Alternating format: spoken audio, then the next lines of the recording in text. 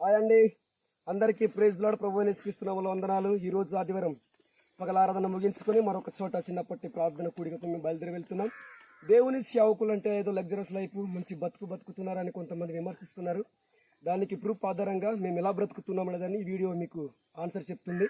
ఈ కొండలోయలో ఎలా కష్టపడుతున్నామో, బ్రదర్ అయితే కొండలోయ లోపలికి వెళ్ళిపోయి ఎక్కి మళ్ళీ సెంట్రల్ కారిపోయి రూమాలతో తుడుచుకుంటూ మరి దేవులో పెట్టుకొని బాటిల్ టీషర్ట్ దిగు. ఇలాంటి కొండ ప్రాంతాల్లో మేము కష్టపడి సేవలు చేస్తున్నామండి. ఎవరు మాకు డబ్బులు ఇవ్వట్లేదు, ఎవరు మాకు స్పాన్సర్స్ పంపించట్లేదు. దేవుని సేవ అంటే ఉచితంగా చేయండి అని ప్రభు మాకు ఇచ్చినటువంటి ఆజ్ఞ ప్రకారం మేము చేస్తున్నాం. ఏదో కష్టానికి ప్రేమించి దయదలిచి మీలాంటి వాళ్ళు సపోర్ట్ చేసి ఒక 5-10 ఇస్తే దానికి మేమేం అనట్లేదండి, అది కృతజ్ఞత అంటారు.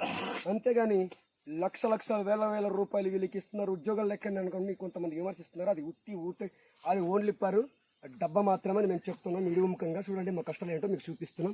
మోజెస్ గారు అవునా కదా, మనం ఎంత కష్టపడుతున్నామో ఒకసారి వీడియో ద్వారా వాళ్ళకి తెలియాలి. మనం ఇప్పుడు వెళ్ళేదారి అయితే మనం వెళ్ళేదారి డొంక పుట్టు అది దాటుకొని వెళ్ళిపోవాలి కదా, దాటుకుంటూ ఇంకా జస్ట్ ఇంకా లోనకి వెళ్ళిపోవాలి సార్. అవునా, ఇప్పుడే మన దారి మర్చిపోయాము.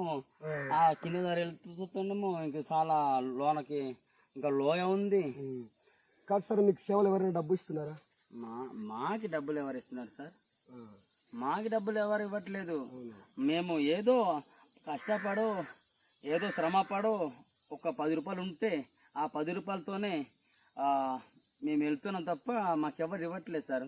ఓకే సార్, ఇప్పుడు ఏ దారి వెళ్తున్నాం ఒకసారి ఇది సార్ దారి, రండి సార్, ఇది దారి.